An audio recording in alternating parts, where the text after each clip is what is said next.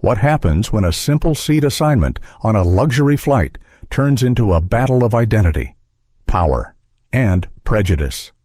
Imagine walking onto a plane, dressed like anyone else, only to be laughed at and challenged not because of who you are, but because of how you look. This is the story of Elijah Brooks, a calm and composed black man whose quiet strength masks the storm of a lifetime. He's not just any passenger, he owns the very airline whose crew doubts his place in first class. As tension rises on Flight 218, questions swirl in the cabin and beyond. Why does prejudice still thrive behind uniforms and protocols? What happens when power confronts assumptions head-on, and can one man's dignity ignite a revolution that transforms an entire company's culture? This story dives deep into those moments of silent struggle and the shattering of stereotypes, revealing the human cost of bias and the hope for change. If you want to witness a real-life drama about courage, justice, and the fight for respect, hit that like button, share with your friends, and subscribe now to join us on this unforgettable journey. The scent of jet fuel lingered faintly in the air as Elijah Brooks stepped into the jet bridge. It was the kind of smell most people barely noticed, but for Elijah, it held weight. It reminded him of childhood flights with his father, sitting quietly by the window while his dad softly named the aircraft engines they passed. That smell was aviation itself, possibility, distance, movement. But today was not about memories. It was about arrival. Elijah adjusted the strap of the worn leather backpack slung across his shoulder. Inside was a sleek laptop with encrypted files, contracts, and transition memos that represented 6 grueling months of negotiations. As of 7:42 a.m., that morning, he was the majority owner of Skylure Airlines, not a stakeholder, not a board member, the owner. The man who controlled the routes, the personnel, the policies, and, whether they realized it or not, the very plane he was stepping onto. He wore a dark charcoal hoodie over a plain black t-shirt, jeans, and a pair of spotless white sneakers. A black ball cap shadowed his face, and around his neck rested a pair of wireless noise-canceling headphones. He looked like a traveler, a regular traveler, and that's exactly what he wanted. The flight was a cross-country haul from Chicago to San Francisco, a routine leg, but today it marked the first time Elijah would fly on Skylure as its owner, not in a private jet, not in an executive suite, but seated among passengers, anonymous, observing. The Airbus A350 loomed before him, his logo now curved along the gleaming fuselage. He stepped aboard with a quiet sense of anticipation. "Good morning," he said to the flight attendant at the entry, offering a calm smile. The woman barely glanced at him, distracted by a tablet in her hand. "Welcome," she murmured without warmth. The first-class cabin stretched ahead in cream and navy. Elijah admired the subtle glow of ambient lighting, the polished accents, the sound of nothing but hushed conversations, and the soft click of heels on carpet. He liked quiet. Quiet gave people away. He moved toward his seat, Suite 1A. She was already there. The flight attendant? He hadn't seen her earlier. This one was older, mid-40s maybe, with platinum blonde hair wound into a flawless bun. Her posture was straight-backed military precision. Her uniform was perfectly pressed. The name tag on her chest read Miranda. She noticed him approaching, and something in her eyes flickered. Her gaze dropped from his face to his hoodie, then to his shoes. She stepped slightly into the aisle, blocking his path with the kind of practiced poise that looked polite from a distance. But up close, felt like a gate. "May I help you?" Her voice was neutral but wrapped in honey, just enough to sound pleasant if overheard. But the undercurrent wasn't sweetness. It was scrutiny.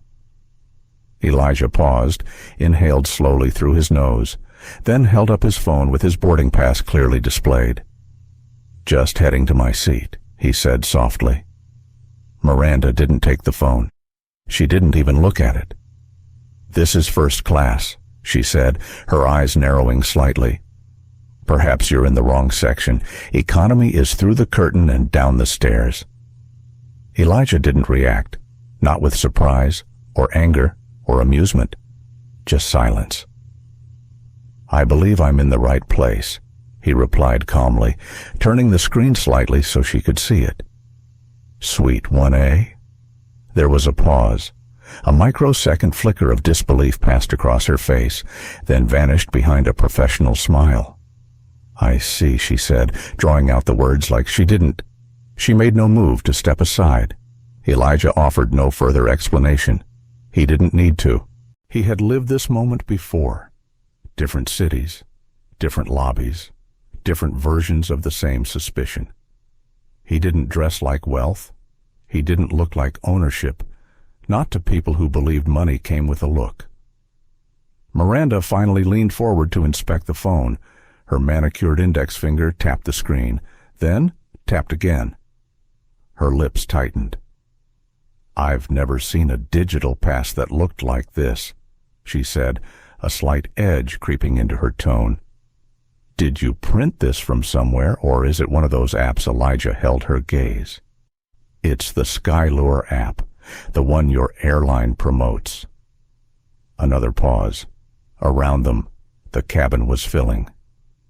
Two businessmen chatted in row 2. A woman in designer heels was sipping a mimosa and scrolling through emails. None of them were watching directly, but he felt it. That shift in energy, like air being pulled into a vacuum. They were aware. No one spoke. Miranda finally stepped back half an inch, but her expression didn't soften.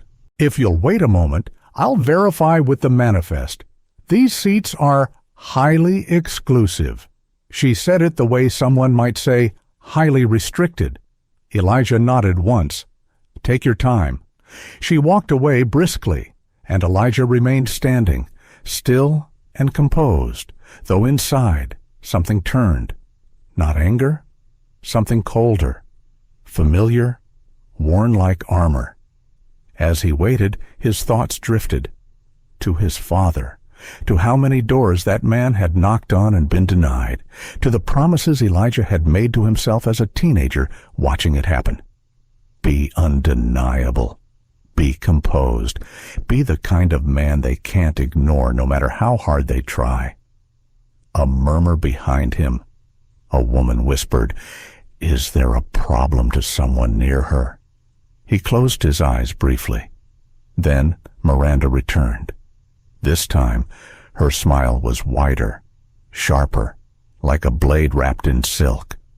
"I'm sorry, sir," she said, "but I'll need to see a government-issued ID as well, just to confirm the name on the reservation."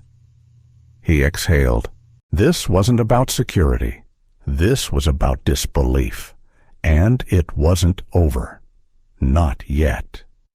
Elijah Brooks stood quietly near Suite 1A, the glow of his phone screen fading in his hand. He didn't fidget. He didn't sigh. His stillness was deliberate, practiced. Around him, the cabin bustled in subtle tones, soft conversations, the rustle of carry-ons, the clink of a champagne flute somewhere behind him.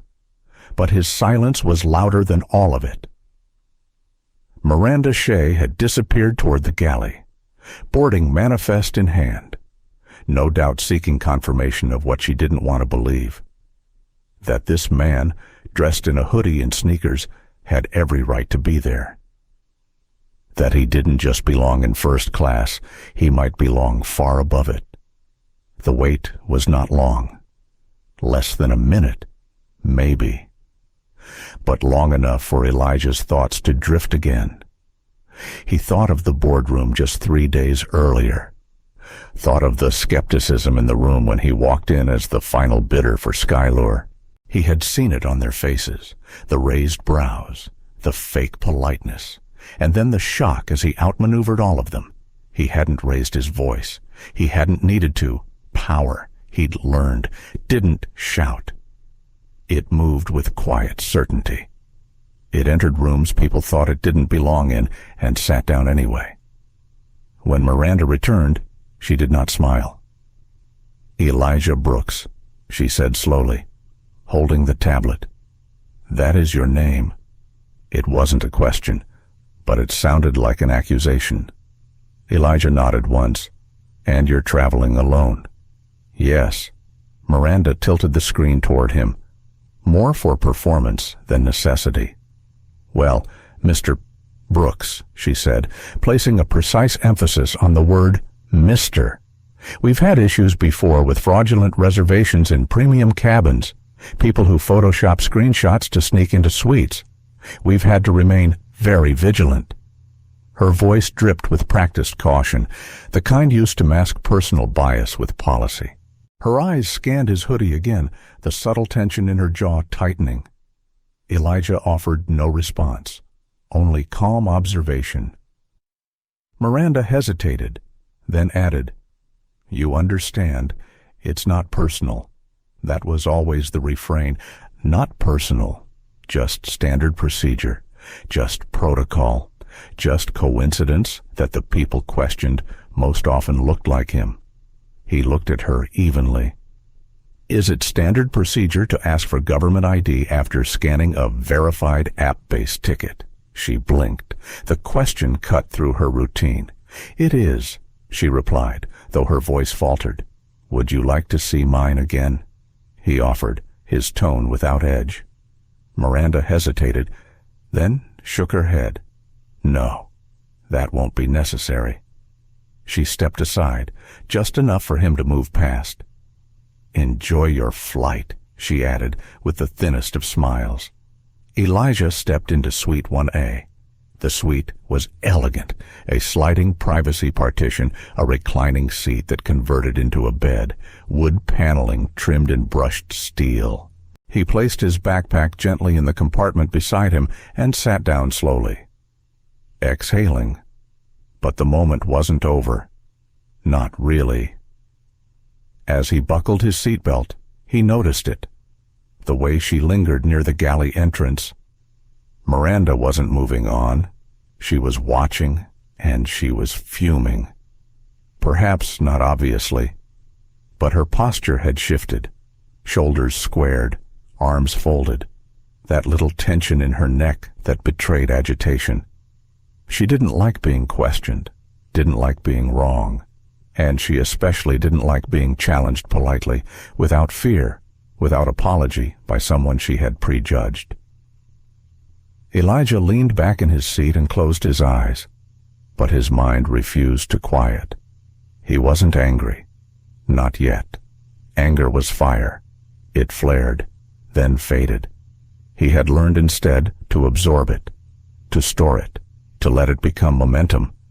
What stung more than her suspicion was her certainty, the absolute belief that he could not belong. And maybe, he thought, that was the core of so many small daily violences. Not the yelling, not the overt hatred, but the assumptions.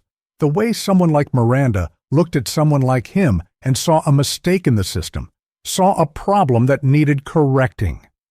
The cabin lights dimmed slightly as boarding continued.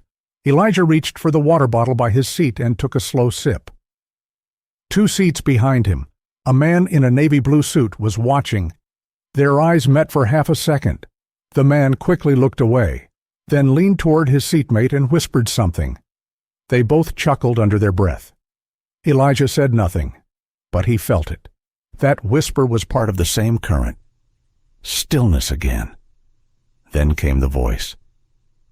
"This is Suite 1A. Correct, it was Miranda. She had returned. Her voice was louder than necessary. "Projecting." Elijah looked up. "Yes, it is." She gestured toward the front of the cabin. "Would you mind stepping into the aisle for a moment? Sir, there's just been one more thing I need to verify." Her tone was flat, her face blank, but her eyes were hard. He unbuckled slowly and stood. A few passengers looked up. Miranda didn't wait for him to follow. She turned and began walking briskly toward the forward galley. Elijah followed. Once out of earshot of the cabin, she turned sharply. "I'd like you to wait here while I speak with the flight deck." Elijah frowned slightly. "Is there a reason I'm escalating this?" she said quietly. "You don't fit the profile of a guest in Suite 1A. That seat costs over $14,000, and frankly, this situation feels off." Her voice was lower now, no longer performative, just cold. "You've seen my ID, my reservation. What exactly feels off?" he asked. "You know what I mean," she replied. Elijah's jaw tensed, but he said nothing. "I'm calling Pauline Reeves, the in-flight service manager. She'll make the final decision." "Please stay here." She walked off again, her heels clicking sharply on the metal flooring. Elijah stood alone near the front exit door. Outside the small circular window, a baggage truck rumbled past. Inside, something shifted. It wasn't rage. It was steel. Something ancient and unyielding. Something passed down from men like his father, who taught him to speak when necessary and to carry truth like a sword. From somewhere down the cabin, he heard the first whispers rising. Passengers were noticing now. The silence was turning into murmurs, and in the galley behind him, Elijah reached into his pocket. His fingers curled around the phone. He unlocked it, scrolled, paused on a contact. His thumb hovered. Not yet. One last chance. He looked back toward the cabin. He waited, because when power spoke, it did not need to raise its voice. And when justice arrived, it didn't knock. It opened the door. The air in the first-class cabin was still, but not peaceful. It had shifted, subtly but unmistakably, into something brittle. A kind of suspended unease that lingered just below the surface of every polite murmur and every polite smile. The kind of quiet where the volume wasn't low. It was suppressed. Elijah Brooks stood near the galley, watching the forward-facing cabin door as if it were a stage curtain waiting to rise. Behind him, passengers sat with half-finished sentences in their throats, their curiosity stifled by discomfort. The man in the navy suit had stopped whispering. The woman with the pearls now kept her eyes fixed on her folded hands, as if her own silence made her invisible. Miranda Shea had disappeared behind the closed cockpit door, her footsteps fading like a retreating drumbeat. Elijah didn't move. He stood with his hands calmly at his sides, the faint hum of the aircraft vibrating under his shoes. In his chest, his heart beat slowly, deliberately, in rhythm with the silence he had known his whole life. The silence of being watched, but not defended. The silence of being questioned, but never believed. The silence of having credentials, proof, presence, but still being seen as the anomaly. The galley curtain rustled behind him. A young male flight attendant emerged, glanced at Elijah, hesitated, then lowered his eyes and stepped past without a word. He had seen, but he said nothing. Elijah turned slightly, just enough to glance back down the aisle. Every pair of eyes that had been peeking quickly returned to magazines, to phones, to nothing. No one looked at him directly. He was alone, not physically, but in every way that mattered. He had faced this kind of scrutiny before: hotel lobbies, business lounges, charity galas, even courtroom benches. It came in different forms, but it always began the same way: someone deciding he did not belong. What made this moment different wasn't the offense. It was the silence that followed it. He could almost hear it whispering.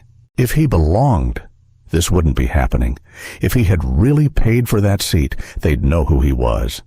Maybe he really was faking it. It was always there, that lurking doubt, the one others let settle in because it asked nothing of them. Speaking up required risk. Silence cost nothing. The cockpit door opened.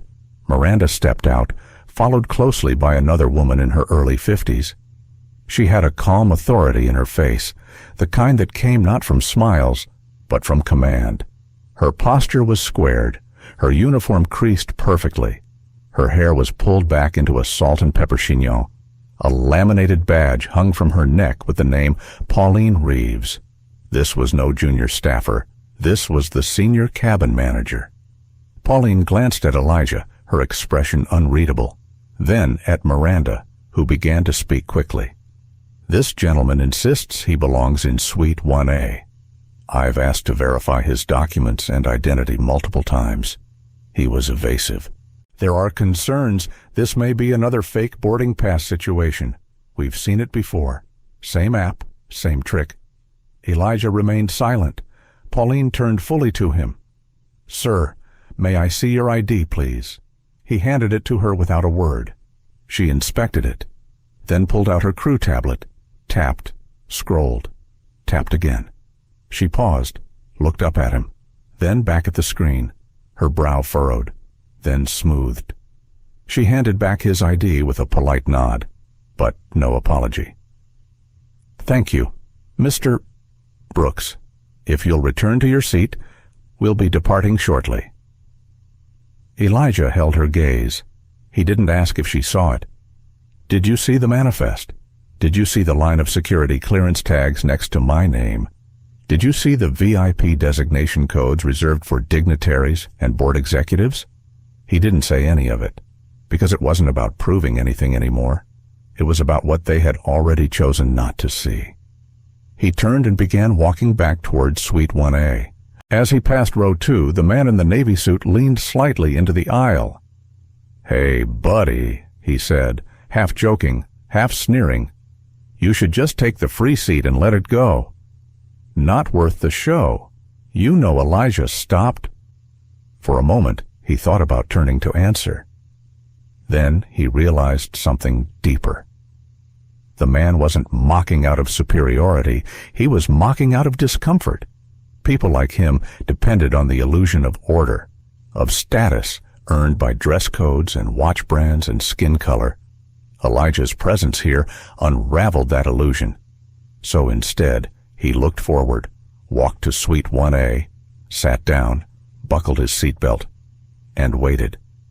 Miranda stood in the galley, arms crossed tightly, glaring.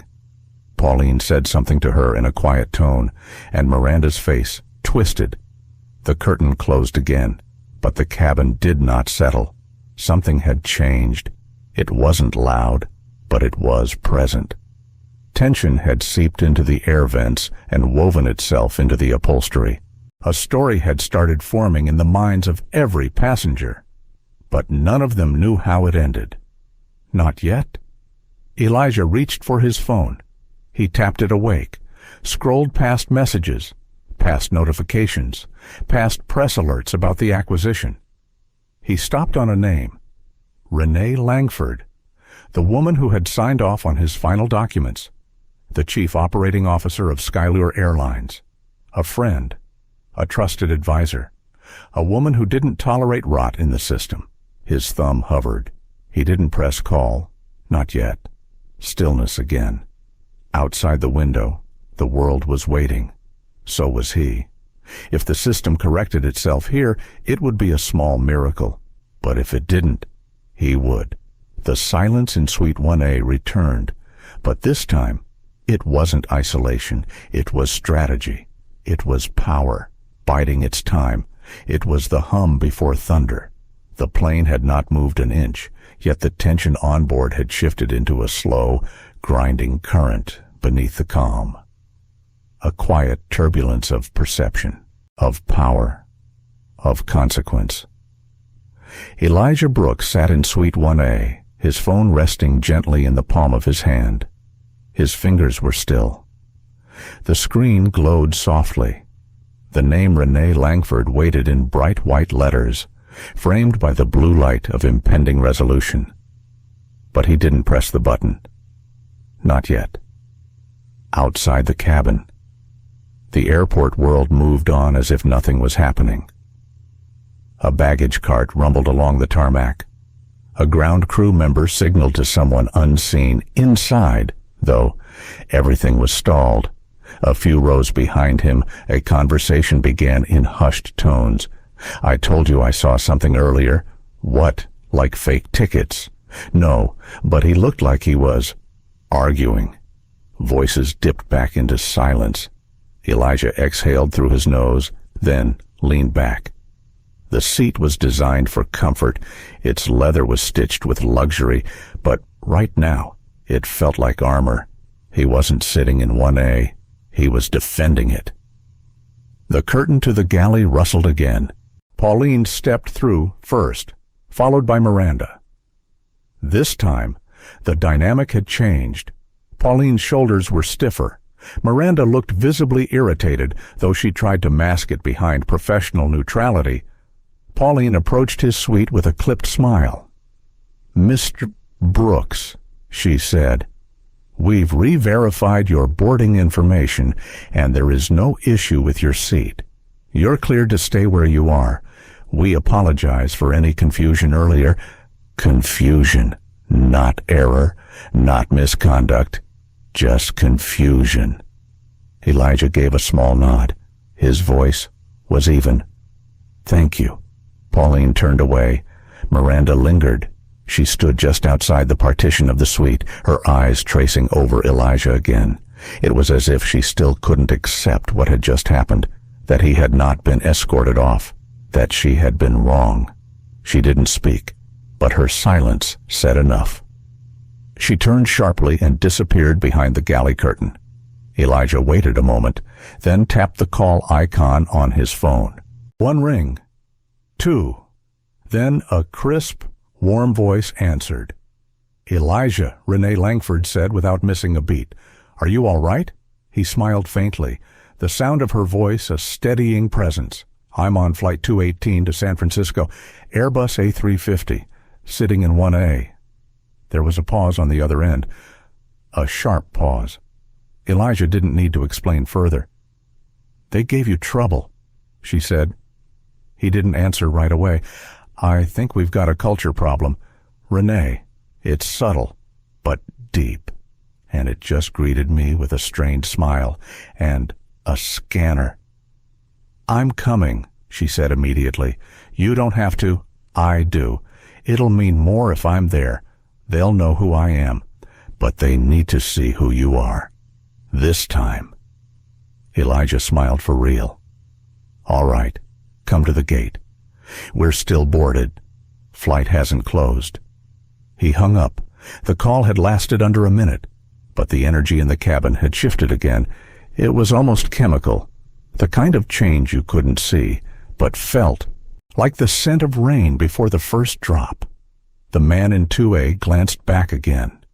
"So, who was that?" Elijah didn't reply. The businessman tried again. "Are you calling your lawyer or something?" Still silence. Elijah turned his head slowly. He didn't speak, but the look in his eyes made the other man shrink back into his seat without another word. The seatbelt sign dinged softly above.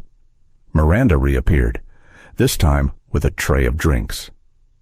She approached Elijah's suite and set a bottle of sparkling water down on the tray table, gently but without a word. No apology, no acknowledgement, just forced civility. He didn't reach for the water. Instead, he looked at her and asked, his tone soft and deliberate, "Is there anything else you need to verify?" She froze for a second. "No, sir," she said, her voice clipped. "Then we're done here." He said it not with anger, but finality. She left without another word. The cabin quieted again. Passengers settled, or pretended to, but all of them were watching now. They might not admit it, but the cabin had become a stage, and they were in the audience of something they didn't yet understand. Elijah leaned back and pulled out a small leather journal from his backpack.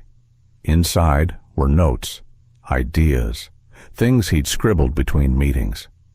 He flipped to a fresh page and wrote a single line. "Assumption is the mother of extinction." He stared at the words for a moment, then underlined them. The speaker at the front came to life with a gentle chime. Ladies and gentlemen, welcome aboard Skylure Flight 218. We're currently finalizing preparations and are just waiting on one more party at the gate. The announcement was routine, but to Elijah, it was music, because he knew who that party was. He closed the journal, folded his hands, and waited. 10 minutes passed. Then the door opened. The first to board was a young gate agent, her face pale with stress. She stepped aside quickly as a sharply dressed woman in a navy suit climbed the stairs behind her. Renee Langford entered the cabin like she belonged there. She always had that quality. Not showy, not loud, just undeniable. She spotted Elijah immediately and gave him a single nod. Then her eyes swept the cabin. Passengers watched openly now. Miranda emerged from the galley, her eyes locked onto Renee. For a moment, she seemed confused. Then, recognition dawned. Too late. Renee walked directly to Elijah's suite and extended her hand. "Mr. Brooks," she said, in a voice loud enough to carry, "I came personally. I understand there's been a situation." Elijah stood. Renee turned to face the rest of the cabin, her expression calm but unsmiling. To the crew member who had stepped forward to speak, Pauline Renee's voice was polite but cold. "I'm Renee Langford, Chief Operating Officer of Skylure. This man is not only a passenger, he is the new controlling owner of this airline." Pauline froze. Miranda's face drained of color. A soft gasp rippled through the cabin. Renee looked directly at Miranda. "Would you like to explain to the new owner of this aircraft why he was nearly removed from his own seat?" Miranda opened her mouth, but no sound came out. The cabin of Flight 218 had shifted from stillness to something electric. Not chaos, not noise, but the dense air of disbelief. The kind that settles when reality upends everything people thought they understood about power, about class, about control. Renee Langford stood near the front of the cabin, her presence commanding without being loud. Her tailored navy suit framed a body language that was razor-sharp, every move calculated. Her calmness was a weapon, one she had mastered over decades of leading in rooms where respect was rarely offered and always earned. The passengers stared openly now. No one was pretending anymore. The man in the gray blazer had lowered his laptop screen. The woman with the pearls had stopped pretending to read.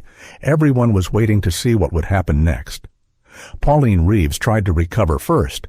She stepped forward, smoothing her blouse, her voice shaky but aiming for formality. "Ms. Langford," she began. "I wasn't aware you were coming aboard today." Renee didn't look at her. She kept her eyes locked on Miranda. "You weren't supposed to be aware. I was called here because your crew attempted to remove the owner of this aircraft from his rightful seat." Pauline turned slowly to look at Elijah. And for the first time since the incident began, her professional mask faltered. There was recognition now, not of who he was in the press, but who he was in the moment. Calm, present, unbending. Miranda tried to speak, her lips parted, but her voice caught halfway through the first word. Elijah sat still in his seat. He didn't move. He didn't lean forward. He let Renee speak, because it wasn't just about the seat. It was about the cost of being dismissed in plain sight. "The worst part," Renee continued, her tone still even, "is not that you questioned him. It's that when he provided proof multiple times you chose to escalate rather than verify." She looked around the cabin. "Let me be absolutely clear for everyone present." She gestured toward Elijah. "This man is not just a passenger. He is not a VIP guest. He is not a celebrity or a token board member. He is the new majority owner of Skylure Airlines." Gasps rose this time, not whispers, Someone dropped their phone. The man in 2A leaned forward, staring at Elijah as if seeing him for the first time. Renee's voice sharpened. He owns this aircraft. He owns the gate you boarded through. He owns the system that assigned your seat. And he owns the paychecks of every person standing on this crew. She paused.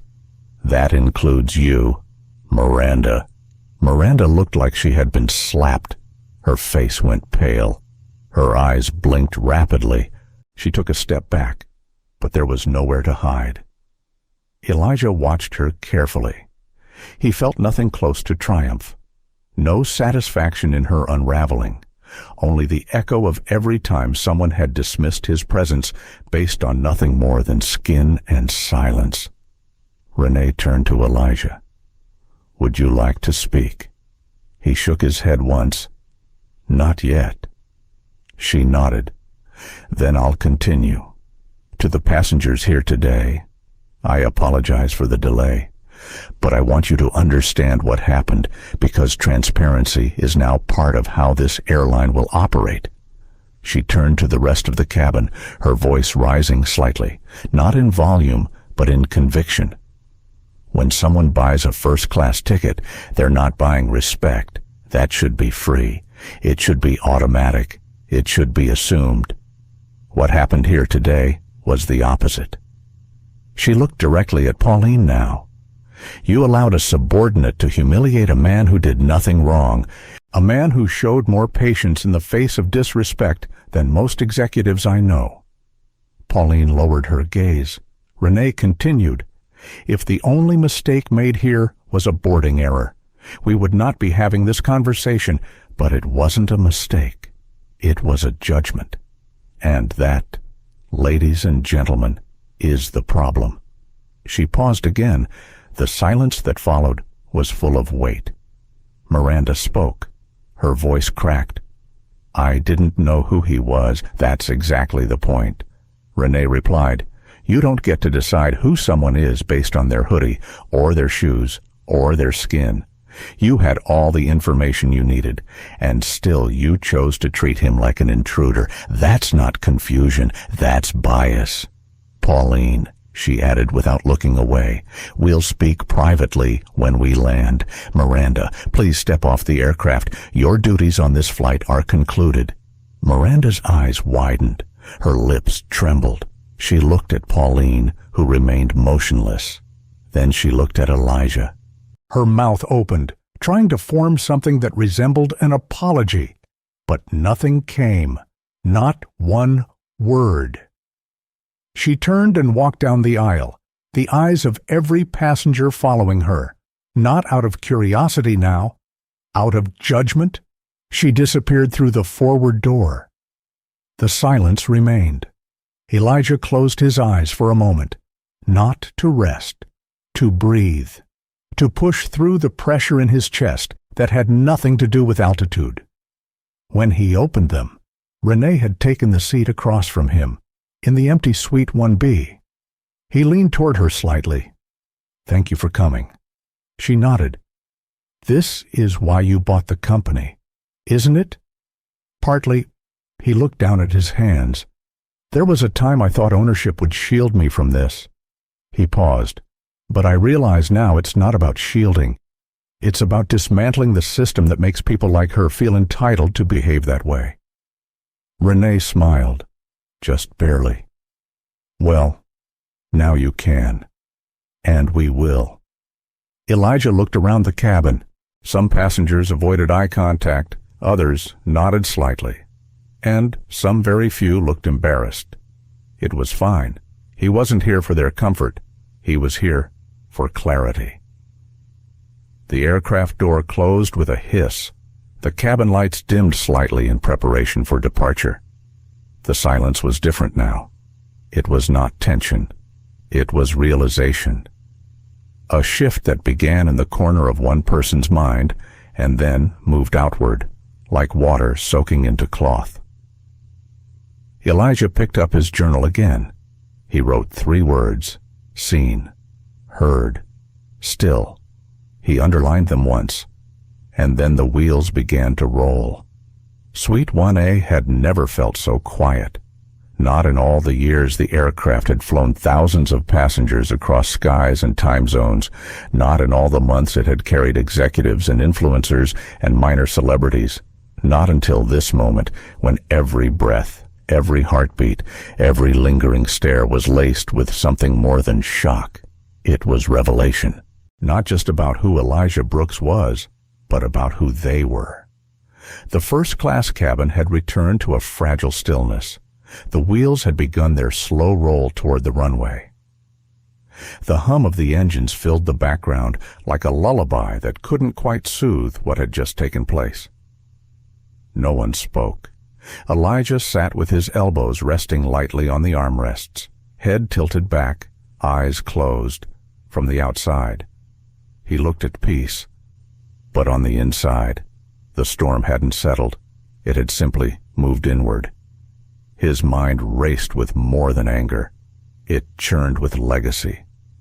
Legacy was why he had bought the airline in the first place, not for prestige, not for headlines, but because his father once told him that when you control the structure, you can rewrite the rules inside it. His father, Gregory Brooks, had been a postal worker in Detroit, a man who never flew in first class, who didn't even fly often, but who taught his son that dignity didn't come from where you sat, but how you carried yourself through the world. Still, dignity didn't protect you from being underestimated. Gregory's lessons were gentle but firm. You don't raise your voice. Son, you raise your worth. You don't fight with fists. You fight with fact, and never give them the satisfaction of seeing you break. Elijah had carried those words into boardrooms and battlefields of business, and today he had carried them into a cabin where no one expected him to own the very air they were breathing. Across from him, in Suite 1B, Renee Langford sat quietly, legs crossed, her tablet resting on her lap. She was typing notes already. There would be a report. There would be accountability. She would see to it. But even now, even after Miranda had been removed, Renee knew this was not just a personnel issue. This was a culture issue, one that did not begin or end with a single flight attendant. She looked at Elijah.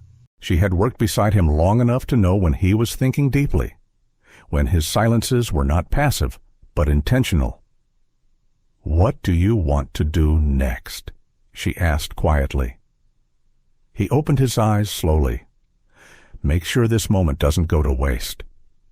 Renee nodded. "It won't. Not under your leadership." Behind them, the murmurs had returned. Carefully, cautiously. People began speaking again, but not in full voices, as though if they spoke too loud, they might wake the shame that had settled into the seat cushions. The man in 2A cleared his throat, then leaned into the aisle, trying to catch Elijah's eye. "Sir," he said awkwardly, I just wanted to say I didn't know. I thought, well, I assumed." He stopped. Elijah turned toward him with a neutral expression. The man fumbled. "I didn't mean anything by it." Elijah's voice was calm. "But you did." The man blinked. "You assumed based on what I looked like. That's not nothing. It's not harmless. It's part of a much bigger pattern." The man's face flushed. He nodded silently and sank back into his seat. Renee said nothing. Neither did the woman in 3D, who now stared hard at the floor. It was a different kind of silence now. The silence of confrontation, of truth. Elijah reached for the bottle of water Miranda had placed earlier and opened it. He took a slow sip, then set it back down. He wasn't thirsty. He was grounding himself. Pauline Reeves stepped cautiously through the curtain and approached Renee. She looked pale, but composed. "Ms. Langford," she said softly, "we've completed our final checks. We are clear for departure. "Thank you," Renee replied. Pauline hesitated. "Is there anything else you need from me?" Elijah answered before Renee could. "Tell me something." "Ms. Reeves." Pauline turned to him. "Yes, sir. If I had reacted with anger when Miranda first challenged me, what would you have done?" Pauline's eyes darted. She seemed surprised by the question. "I would have followed standard protocol, possibly called airport security, even with valid ID and a boarding pass. If you had become aggressive, yes." Elijah nodded slowly. "So if I had raised my voice in frustration, I would have confirmed the very bias that led her to suspect me in the first place." Pauline's mouth opened, then closed. "I suppose. Yes. Thank you. That's all." She turned and walked back toward the galley. Her shoulders were tighter than before. He didn't enjoy making her uncomfortable, but discomfort, he knew, was the first step toward change. Renee leaned forward slightly. "You really want to make this into something larger?" "Yes," he said. "You're going to make it public, not for revenge, but for learning. And for everyone who has to sit through something like this without the platform I have." He paused. "You know how many people get removed from flights just for questioning treatment like this?" Renee's eyes softened. "Too many." He nodded. "Exactly." He reached into his backpack and pulled out a file folder. Inside were already drafted outlines of an initiative he had been planning. Long before this flight, it was called Elevate, a top-to-bottom culture shift strategy, from hiring and training to reporting and accountability. He handed the folder to Renee. "Let's not waste the fire," he said. "Let's forge something." She took the folder and smiled. "Consider it done." The intercom crackled above them. "Ladies and gentlemen, this is your captain speaking. We've just been cleared for takeoff. Please fasten your seatbelts and enjoy your flight." The plane began to move. Elijah felt the engine's gentle vibration pass through the floor and into his feet. He sat back, closed his eyes. Not because he was tired, but because he was ready. This flight had already taken off long before the wheels left the ground. And from here on, everything would change. The plane was in the air now, carving a path through soft clouds and blue sky. But inside the first-class cabin of Flight 218, the atmosphere remained heavy, with everything unspoken. Elijah Brooks sat in Suite 1A, shoulders square, gaze steady, though he wasn't looking at anything in particular. The sun filtered through the window in strips of gold across his lap, catching the edge of his watch, glinting against the corner of the unopened meal tray the new attendant had gently placed beside him. He hadn't touched it. He wasn't hungry, not for food. Across the aisle, in 1B. Renee Langford scrolled silently through the notes on her tablet. Her screen reflected softly off the glass divider between their suites. Occasionally, she looked up to glance around the cabin. She was reading more than just digital reports now. She was reading the room. It was a quiet read, but full of detail. The man in 2A, who had tried to joke earlier, now sat stiff, typing something rapidly on his phone. He kept glancing toward Elijah, then away. The woman in 3D held a book in her lap, its pages unturned. Her thumb hovered on the same paragraph for 20 minutes. A man further back, row 4, seat F, had been whispering to the woman next to him, and now both of them sat a little straighter, as if suddenly aware of the space they took up and the silence they had kept. Something had shifted, not dramatically, not all at once, but slowly, like the cabin pressurizing to meet a new altitude of awareness. It wasn't just about a seat anymore. It wasn't even just about Miranda. It was about every time someone had said nothing. The silence that made things possible. The silence that made injustice comfortable. And now, that silence had been pierced. Elijah finally reached for the water. He drank slowly, then set the bottle down with deliberate care. From the aisle, a new voice approached. "Excuse me, sir." He looked up. It was one of the junior flight attendants, a young man named Jared, mid-20s, with a polite demeanor and cautious eyes. He looked nervous, though not about Elijah himself, about everything else. "Mr. Brooks, I wanted to apologize for what happened earlier." Elijah studied him. Jared wasn't part of the confrontation. He hadn't said anything cruel, but he hadn't said anything at all. "I froze," Jared said. "I saw it. From the moment she challenged you, I knew something was wrong, but I didn't speak up. I thought someone else would." He paused, and then when no one did, "I thought maybe I was wrong to feel what I felt." That last sentence hung there. Elijah nodded once. "You weren't wrong." Jared looked relieved, then ashamed again. "It's just, she's senior. I didn't want to risk." He stopped himself. "But you did," Elijah said. "You risked nothing, and that's the problem." Jared swallowed hard. "I understand." Elijah's tone softened. "What matters now is that you do something different next time." Jared nodded slowly. "I will." He stepped back, and Elijah watched him return to the galley. Across the aisle, Renee was watching too. "You didn't have to give him grace," she said quietly. "I wasn't giving it to him." Elijah replied. She raised an eyebrow. "I gave it to myself." He turned his head slightly. "You hold too much of that in, and it starts to rot you from the inside." Renee understood. She had carried her own silence for years. Rooms she had entered where no one expected her to speak. Meetings where she had been called ma'am until someone realized she was the one running the show. She had stayed calm, professional, polished, but she had never forgotten. "I've been thinking," she said. "About what? About the company, about how we train our people, about what we teach them." Elijah looked at her. "We've got rules," she continued, "procedures, crisis protocols, but nowhere in our handbook does it say what to do when someone in uniform forgets their humanity."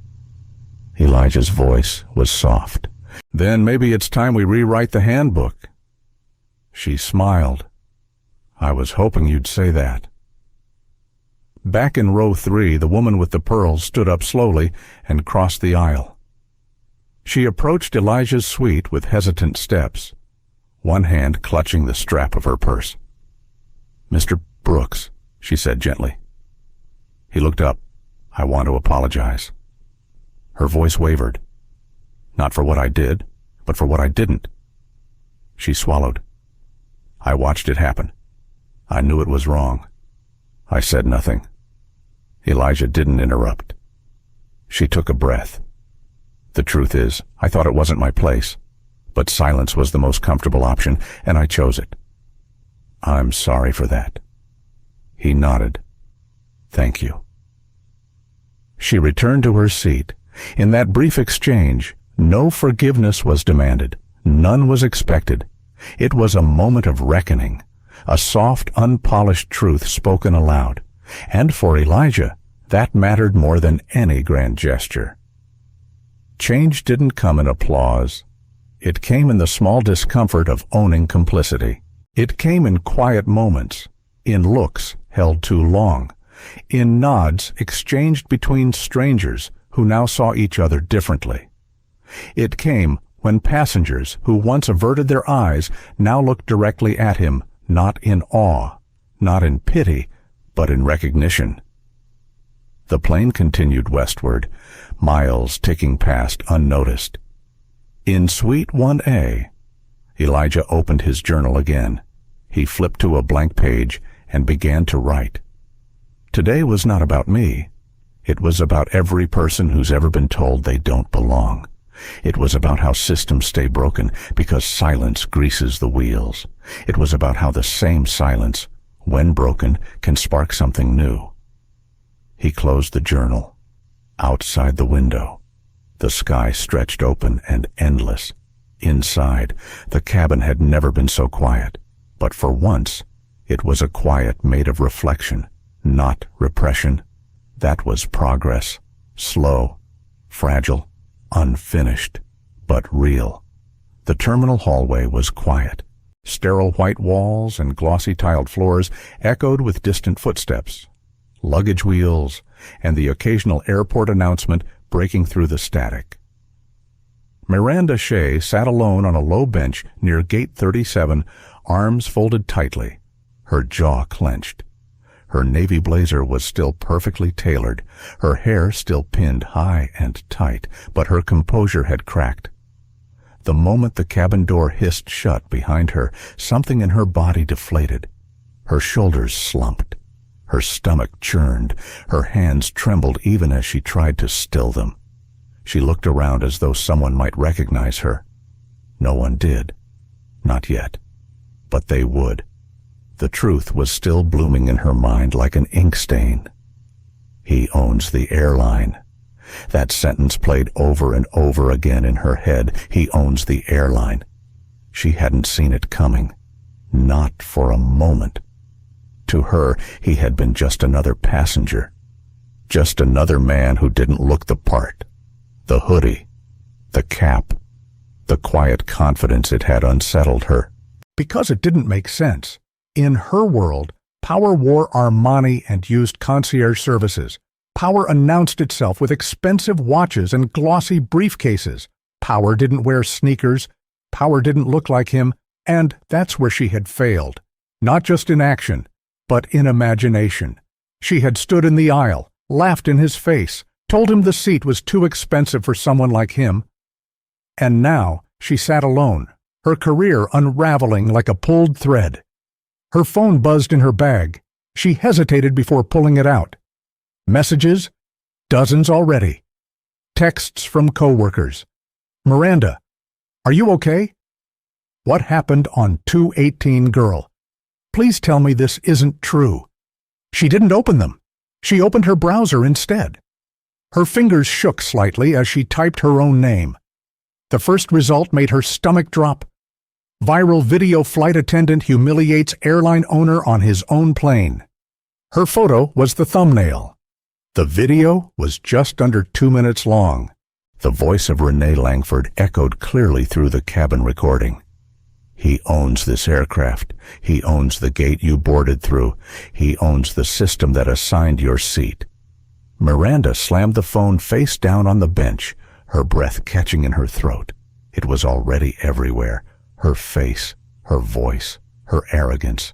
She had humiliated a man who did nothing wrong, a man who had stayed calm when she had been cruel. Her cheeks burned with shame, but beneath that shame, something more dangerous stirred. Fear, not just for her job, for her life, her mortgage, her daughter's college fund, her mother's home care nurse who came 3 times a week, all of it tied to the paycheck she had worn like a badge of superiority, and now it might all be gone. Not for an affair, not for theft, not for some catastrophic failure of procedure, but for laughing, for letting her prejudice sit just a little too close to the surface. She looked up at the ceiling of the terminal and tried to breathe. For years, she had gotten away with it, the comments, the sidelong glances, the subtle repositioning of certain passengers. The others had seen it. Some had even agreed with it, but no one had ever challenged her. Because she did her job, she followed the manual. She served champagne. She memorized names and dietary restrictions and smiled in photos for the company newsletter. She was good at her job. Until today. Until she forgot that being good at your job didn't mean you were good at your core. The automatic doors near Gate 35 opened with a hiss. Pauline Reeves stepped through. She spotted Miranda, walked over slowly, and sat beside her without a word. They didn't speak for a long time. Finally, Pauline broke the silence. I just got off the call with HR. Miranda's heart dropped. What did they say? They're reviewing everything. A formal statement is coming, and legal is involved. Miranda nodded once, eyes glassy. Pauline looked at her carefully. You know I can't protect you this time. I know. Pauline sighed. I should have stopped it. When I saw the way you looked at him, I should have stepped in right away. Miranda didn't respond. Instead, she asked, Did you know who he was? Pauline shook her head. No, but it doesn't matter. That's the part that hurts most. It doesn't matter who he is. He shouldn't have needed to be someone important for us to treat him with dignity. Miranda felt the lump rise in her throat again. She tried to swallow it, but it stayed. I wasn't trying to be malicious. I know, Pauline said gently. But it was still wrong. There was a long pause. Miranda whispered, I saw the hoodie. I saw his shoes. I saw his skin. And I thought I knew the rest. She closed her eyes. God, what does that make me? Pauline didn't answer. Miranda knew the answer anyway. A man passed by the gate, glanced at her, then at his phone, then back at her. Recognition flickered in his eyes. She shrank into her seat. It had begun. She was becoming a symbol, a face on a video, a name under a headline. She would be debated by strangers, memed on social media, dissected by pundits who would never know anything about her but the worst moment of her life. And maybe that was the price. The price for letting herself become so comfortable in judgment, so lazy with power, so blind. Pauline stood up. I've got to get back. Miranda didn't move. Do you think they'll fire me? Pauline looked at her with tired eyes. I think the decision might already be made. She walked away. Miranda sat still for a long time, long enough for her phone to buzz again. Another message. This one from her daughter. Mom, what happened? I saw a video. Are you okay? Miranda stared at the screen. For the first time in hours, she cried. Not for the job, but because her daughter had seen it, because she would have to explain it, and she didn't have a good answer. The plane was cruising now, high above the Rockies. Outside the window, clouds drifted beneath the aircraft like slow white rivers. But inside the cabin, things felt different than before. Lighter somehow, not in mood exactly, but in gravity, like something had been released. For Elijah Brooks, it wasn't peace, not yet, but it was clarity. He sat upright in Suite 1A, still in the same seat, but with a changed presence. He no longer felt like he was defending the space. Now, he simply occupied it, with intention, with quiet confidence, with ownership. A soft chime sounded. The seatbelt sign was off. Movement began again in the cabin. A few passengers stood to stretch. A couple whispered cautiously over drinks. But the tone was different, measured, respectful. Renee Langford had gone quiet too. She had her tablet resting on the small fold-out desk in front of her, but she wasn't working. Not exactly. She was watching, observing, processing. It had been less than 2 hours since Miranda was removed from the plane. Less than 2 hours since Elijah's identity was revealed. But it felt like a different day altogether. Elijah finally broke the silence between them. Do you ever feel tired? Renee. She looked up. Tired of what? Of being right, but still having to prove it. She smiled, but it didn't reach her eyes. All the time. Elijah turned his head toward the window. I didn't want this flight to be about me. She didn't speak. She let him keep going. I wanted to check in, test the experience anonymously. I was curious what the culture felt like from a passenger's point of view. He paused. I didn't expect it to become a lesson for the whole crew. Renee folded her hands in her lap. It didn't just become a lesson for the crew, it became one for the passengers, for the people watching the video, for the system that allowed this to happen in the first place. Elijah gave a small nod. "Do you think this'll matter once we land?" Renee's voice was firm. "It matters already." At that moment, a voice approached from behind. "Excuse me, sir." Elijah turned. It was the woman from row 5. She was in her 60s, silver hair pulled into a neat bun, her expression gentle but thoughtful. "I wanted to say something," she said, "if it's all right." "Of course." She stepped into the aisle and lowered her voice slightly. "My late husband was black. We flew a lot in our younger years. Europe, mostly. Sometimes the States. I remember sitting next to him on a flight to Chicago and watching a flight attendant pour wine for every white passenger in first class except him." She paused. He didn't say anything. He just took his water and looked out the window. Elijah nodded. She continued. "He told me afterward that if he complained, it would make the entire cabin uncomfortable. But if he said nothing, he'd feel invisible." She smiled sadly.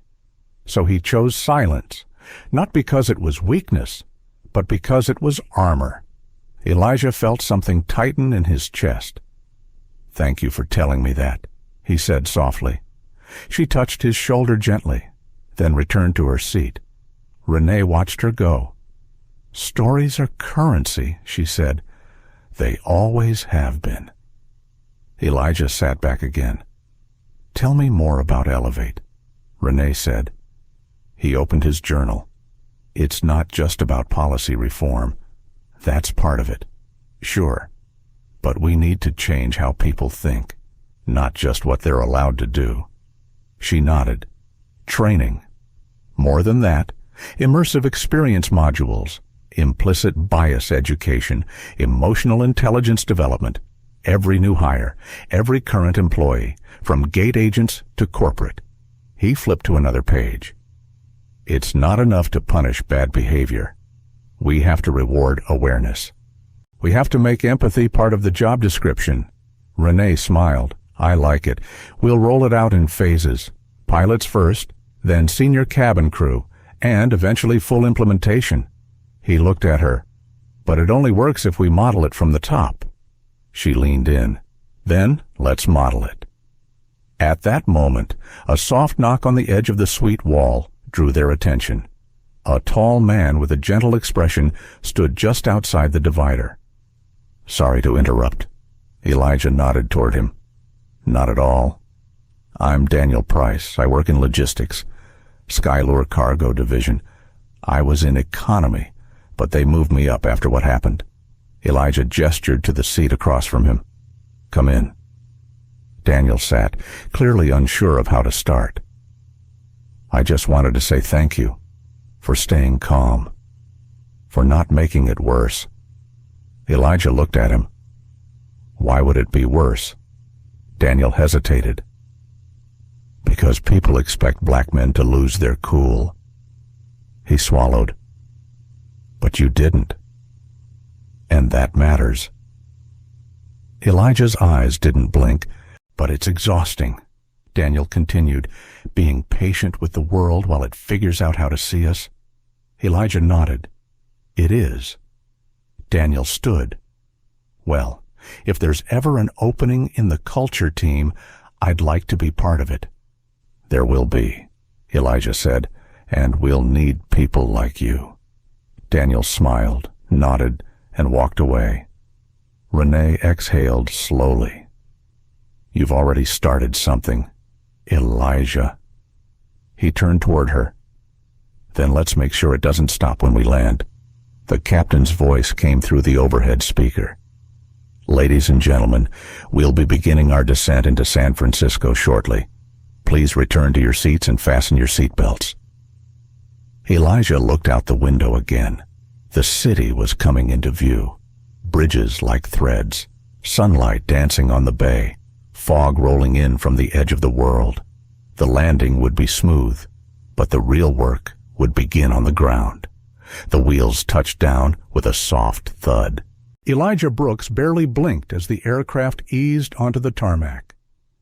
Outside the window, the late afternoon sun cast long amber shadows across the runway, and the skyline of San Francisco shimmered in the distance behind a thin veil of fog. Passengers began to stir.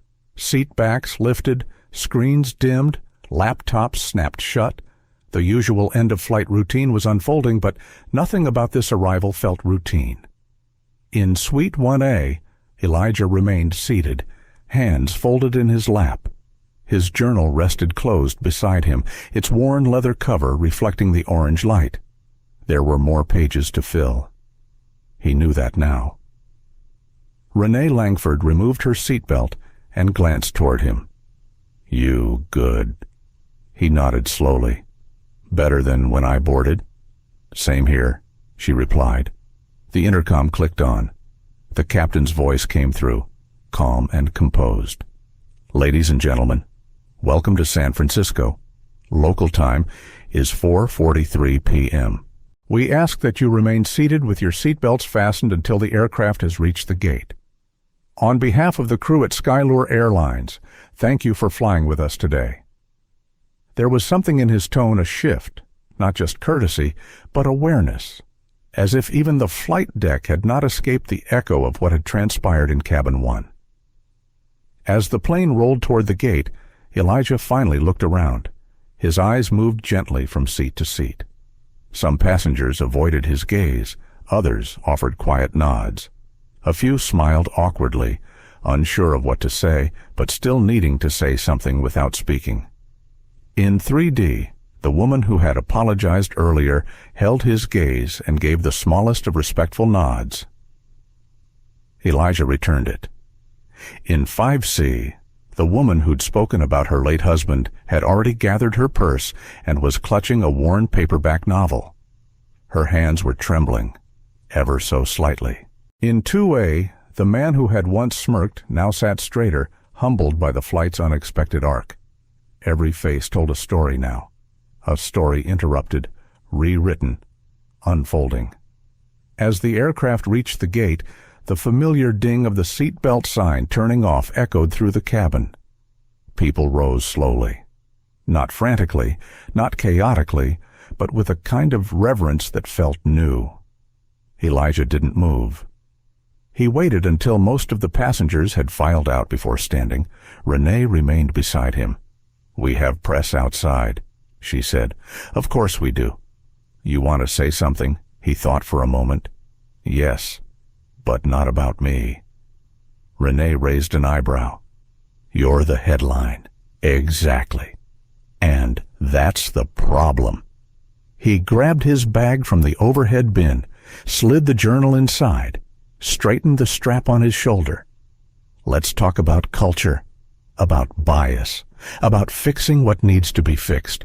But let's not make this about a black man who happens to own the airline. Let's make it about the people who never get to own anything and still get treated worse for it." Renee gave a small smile. "You're ready?" "No," he said quietly. "But I'm going anyway." They exited through the forward door.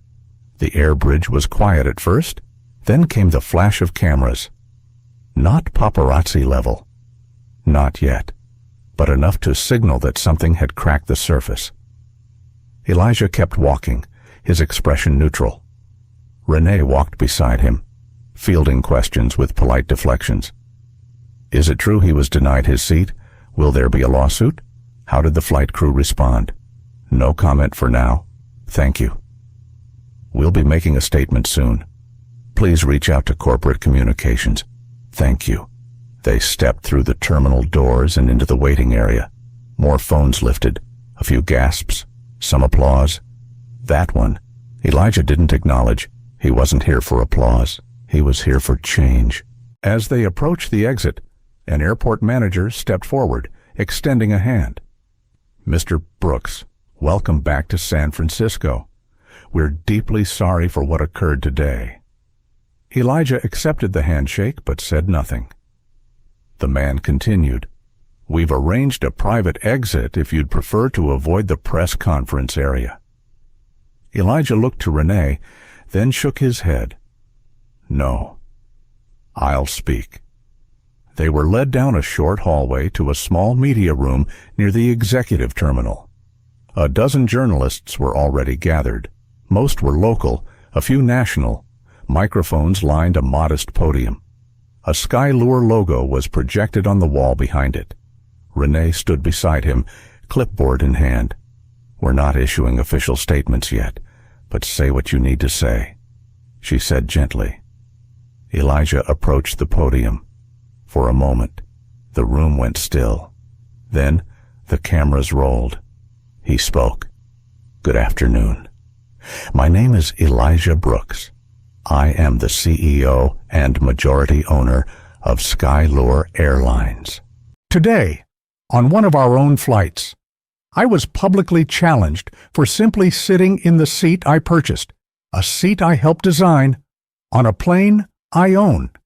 There was no confusion, no mistake. There was judgment. Assumptions were made based on how I looked, on what I wore, on who people thought I should be. He paused. That's not a personal insult. That's a systemic failure. He looked up, eyes firm. Let me be clear. This isn't just about me. I'm one of the lucky few who could speak up and be heard. But what about the thousands of passengers every year who face this kind of treatment and never get an apology, never get justice? That stops now. He glanced at Renee, who nodded slightly. Today marks the launch of Elevate, a company-wide culture reform initiative. We are restructuring our training, accountability systems, hiring practices, and leadership development. From the bottom up and the top down, we are rewriting the manual. We are redefining what dignity looks like at 30,000 feet. He took a breath. And we're starting with ourselves. Questions were shouted. Cameras clicked. He stepped back from the podium. In that moment, he wasn't a man who had been humiliated. He was a man who had redirected humiliation into purpose. And the world was watching. The boardroom was stark and bright, flooded with late afternoon sunlight that glinted off the polished mahogany table and the glass walls that framed a panoramic cityscape. Elijah Brooks sat at the head of the table, his hands folded neatly in front of him. The silence was dense but purposeful, filled with the hum of anticipation. Around him, the leadership team of Skylure Airlines waited. Executives who had once greeted him with skepticism now regarded him with cautious respect. The room was a mix of old and new faces, a snapshot of the shifting culture Elijah was determined to shape. At his side stood Renee Langford, clipboard in hand, a steady presence in the storm. The CEO rose. Thank you all for being here. He paused, letting the weight of the day settle. Today's events have laid bare a truth we can no longer ignore. The incident on Flight 218 was not just a breach of customer service. It was a symptom of deeper issues within our culture. He looked around the room, meeting eyes. Bias, whether conscious or unconscious, has no place in Skylure Airlines. Not in our cabins, not in our gates, not in our offices. He continued, we will be launching Elevate, our comprehensive cultural transformation initiative. This will include mandatory training on implicit bias, empathy, and inclusivity. We will overhaul hiring and promotion practices to ensure equity at every level. And we will establish transparent accountability measures so that everyone, regardless of rank, answers for their actions. A murmur of approval swept through the room. Elijah didn't rush. He understood the gravity of leading change. It was as much about patience as it was about urgency. After the presentation, the meeting opened for discussion. A senior VP spoke first. Elijah, this is ambitious. Some may resist, some may not understand. How will we ensure buy-in? Elijah nodded thoughtfully. Change is uncomfortable, resistance is natural, but leadership means pushing through discomfort. We will lead by example. He paused. Starting with myself, Renee added. We've already begun revising training modules and identifying diversity champions across departments. We're creating a task force dedicated to monitoring progress and reporting quarterly. Another executive raised a question about public relations. How do we manage the narrative externally?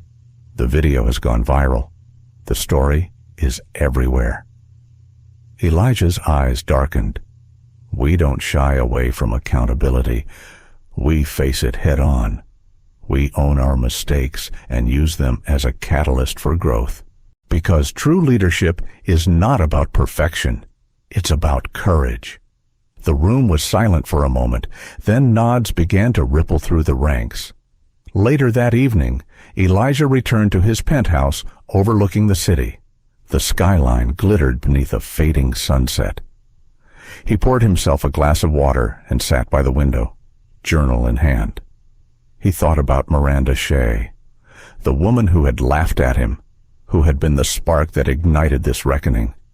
He felt no joy in her downfall, only sadness. Because her story was not unique. There were thousands like her, thousands whose biases went unchecked, thousands who wore uniforms and badges but failed to see humanity. He wrote a note in his journal. Empathy is the foundation of respect. Without it, no policy will stick.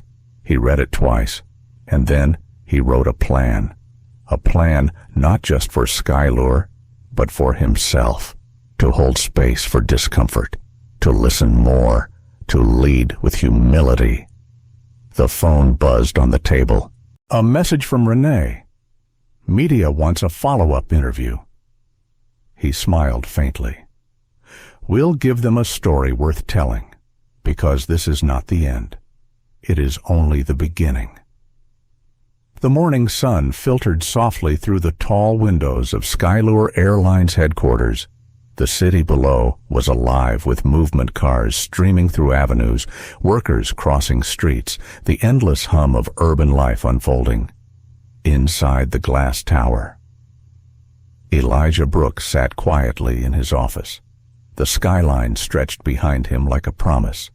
His journal lay open on the desk, a pen resting on the page.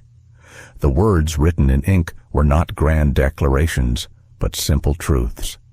Change is a journey, not a destination. He smiled softly. Months had passed since Flight 218, months filled with long meetings, policy drafts, training sessions, and heartfelt conversations. Elevate was no longer just a plan. It was Skylure's heartbeat. The company had hired a chief equity officer, a respected sociologist named Dr. Ana Vargas, who brought a fresh, insightful perspective. They had launched mentorship programs for underrepresented employees, revamped hiring protocols, and introduced immersive bias training grounded in real stories. The change was slow, sometimes frustrating, but undeniable. Elijah stood and walked to the window, looking out. He thought about the flight attendant who had laughed at him, Miranda Shea. Her name was no longer a whispered secret, but a symbol of the reckoning. He did not hate her. He felt sorrow, because she was a product of the very system they were working to dismantle, the system that judged people by their cover before reading the story inside, the system that allowed silence to breed ignorance. His phone buzzed gently on the desk. A message from Renee Langford. We have the keynote details for the upcoming industry conference. Ready when you are. Elijah typed back quickly.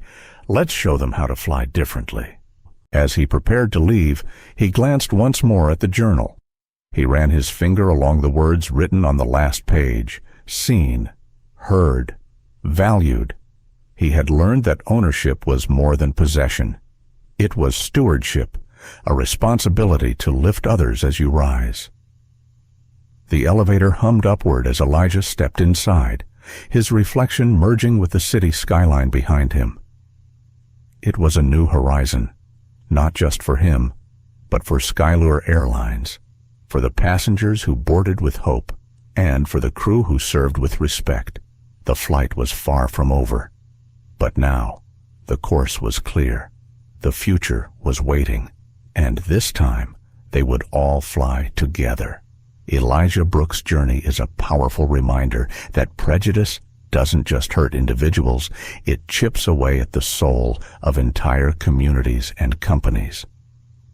What began as a moment of dismissive laughter became a catalyst for truth, accountability, and transformation.